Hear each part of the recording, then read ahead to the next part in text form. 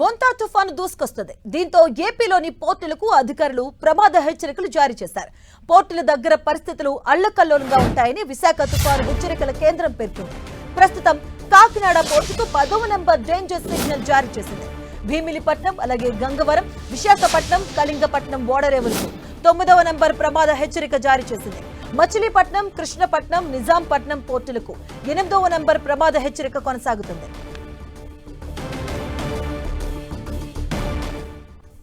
భారీ నుంచి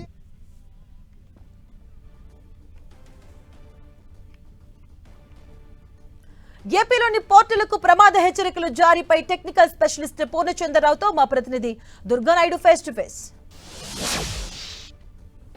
మోంతా తుఫాన్ ఎఫెక్ట్కి సంబంధించి హై అలర్ట్ని రాష్ట్ర వ్యాప్తంగా ప్రకటించారు. దీంతో భాగంగా పోర్టులు ముఖ్యంగా ప్రమాద హెచ్చరికలు జారీ చేయడం జరిగింది.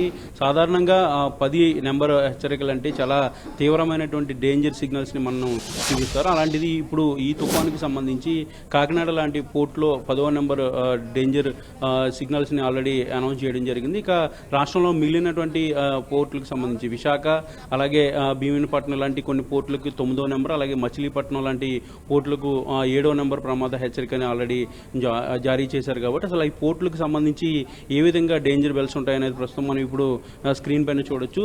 ప్రధానంగా 1, 2 అయితే డిస్టెన్స్ బ్యాడ్ వెదర్ అనే దానికి సంబంధించి సూచిస్తుంది. ఇక 5వ నెంబర్ అంటే పూర్తిగా డేంజర్ సిగ్నల్ అనేది మనకి చూపిస్తుంది. ఇక 8, 9 అయితే గ్రేట్ డేంజర్ అంటే కాస్త ఎక్కువ అపాయంగా ఉంటుంది అక్కడ పరిస్థితి అనేది చూపిస్తుంది. కానీ ఇప్పుడు ఉన్నటువంటి పరిస్థితి అయితే ముఖ్యంగా కాకినాడ లాంటి ప్రాంతంలో 10వ నెంబరు ప్రమాద హెచ్చరికని జారీ చేశారు. కాబట్టి అసలు ఈ పోర్టుల్లో ప్రమాద హెచ్చరికలు ఏ విధంగా జారీ చేస్తారు, ఈ నెంబర్స్కి సంబంధించి ఎలాంటి అక్కడ వాతావరణ పరిస్థితులు ఉంటాయి, ఏ విధమైనటువంటి యాక్టివిటీ ఉంటుంది, ప్రస్తుతం మనతో పాటు మాట్లాడేందుకు పూర్ణచంద్రరావు టెక్నికల్ హెడ్ ఉన్నారు. ఆయన అడిగి మరిన్ని తెలుసుకుందాం.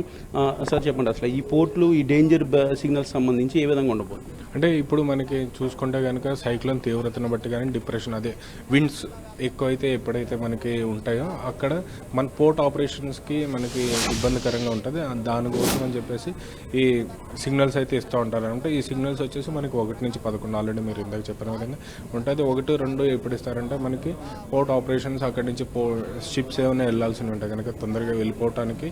అదేవిధంగా అవి ఎప్పుడంటే మనకి సైక్లోన్ కానీ డిప్రెషన్ కానీ ఏదైనా ఇంకా ఓషన్లో ఉన్నది it will take time to reach the port అనమాట. అలాంటప్పుడు 1, 2 ఇస్తారు. అదేవిధంగా 3, 4 చూసుకుంటే కనుక లోకల్ విండ్స్ ఎప్పుడైతే కొన్నిసార్లు లోకల్ విండ్స్ కూడా ఎఫెక్ట్ చేస్తాయి. అలాంటప్పుడు 3, 4 ఇస్తారనమాట. మనకి 5, 6, 7 చూసుకుంటే కనుక అవి సైక్లోన్ టైంలో సైక్లోన్ మనకి పోర్ట్ దగ్గరికి కానీ లెఫ్ట్ కానీ రైట్ సైడ్ కానీ క్రాస్ అవుతున్నప్పుడు, లేదంటే క్లోజ్ టు ద పోర్ట్ వెళ్ళేటప్పుడు మనకి డేంజర్ అలర్ట్ అయితే ఇస్తారు. 5, 6, 7. అదేవిధంగా చూసుకుంటే 8, 9, 10, 11.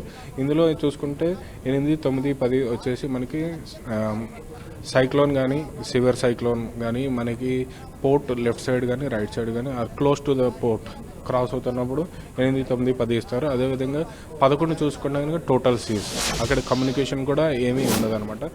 ఇప్పుడు కాకినాడకి అయితే 10వ నెంబర్ హెచ్చరిక జారీ చేయడం అనేది అక్కడ మొత్తం ఆపరేషన్స్ అన్ని క్లోజ్ చేస్తారు. బట్ కమ్యూనికేషన్ అయితే ఉంటుంది, ఎస్టాబ్లిష్ అయ్యి ఉంటుంది. ఇప్పుడు దీని తీవ్రతను బట్టి అది తర్వాత ఇవ్వాలా లేదనేది పోర్ట్ అధికారులు నిర్ణయం తీసుకుంటారు. అంటే గతంలో ఇంత తీవ్రత ఎప్పుడైనా అంటే ఏపీ చరిత్రలో కానీ ఇంతకుముందు తుఫాన్లకు సంబంధించి కానీ గతంలో ఇంత తీవ్రమైనటువంటి డేంజర్ సిగ్నల్స్ ఇవ్వడం జరిగిందా? ఏ విధంగా ఉంది ఇక్కడ?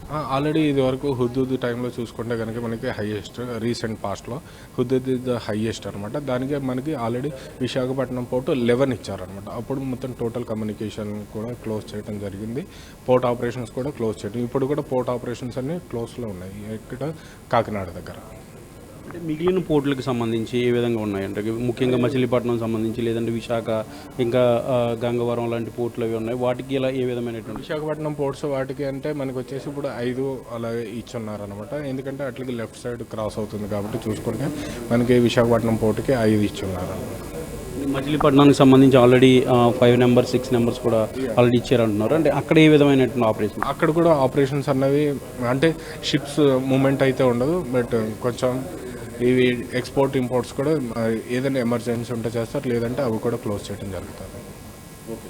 ఇది మొత్తానికి ఏదైతే ఈ తుఫానుకి సంబంధించి చాలా తీవ్రత అనేది ఎక్కువగా ఉంటుంది కాబట్టి కాకినాడ లాంటి పోర్టుకి ఎక్కువగా ఎఫెక్ట్ ఉంటుంది కాబట్టి ఖచ్చితంగా అక్కడ పూర్తిగా ఆపరేషన్స్ అన్ని కూడా ఆఫ్ చేయాలంటూ కూడా 11వ నెంబర్ని డేంజర్ సిగ్నల్స్ని ఆల్రెడీ ఇవ్వడం జరిగింది. గతంలో హుదూద్ సమయంలో విశాఖపట్నానికి 11 నెంబర్ డేంజర్ సిగ్నల్స్ ఇచ్చారు. అప్పుడైతే అక్కడ ఎలాంటి ఆపరేషన్స్ కూడా చేయకుండా పూర్తిగా క్లోజ్ చేసినటువంటి పరిస్థితి. ఇప్పుడు అదే కాకినాడలో కూడా అదే విధమైనటువంటి పరిస్థితి కనిపిస్తుంది. గతంలో ఉన్నటువంటి తుఫాన్ల కంటే ఈసారి ఎక్కువ సంఖ్యలో ఎఫెక్ట్ ఉంది కాబట్టి కాకినాడకి డేంజర్ బెల్స్ని ఇవ్వడం జరిగిందంటూ కూడా ఎక్స్పర్ట్ చెప్తున్నారు. ఏదైనప్పటికీ కూడా రాష్ట్రంలో పోర్టులు ప్రమాద హెచ్చరికలు జారీ చేయడం అంటే తుఫాను తీవ్రత అనేది మరింత పెరిగిందనేది మనం స్పష్టంగా అర్థమవుతుంది. Camera person Gautam Durganayudu 10 TV Amaravati నుంచి.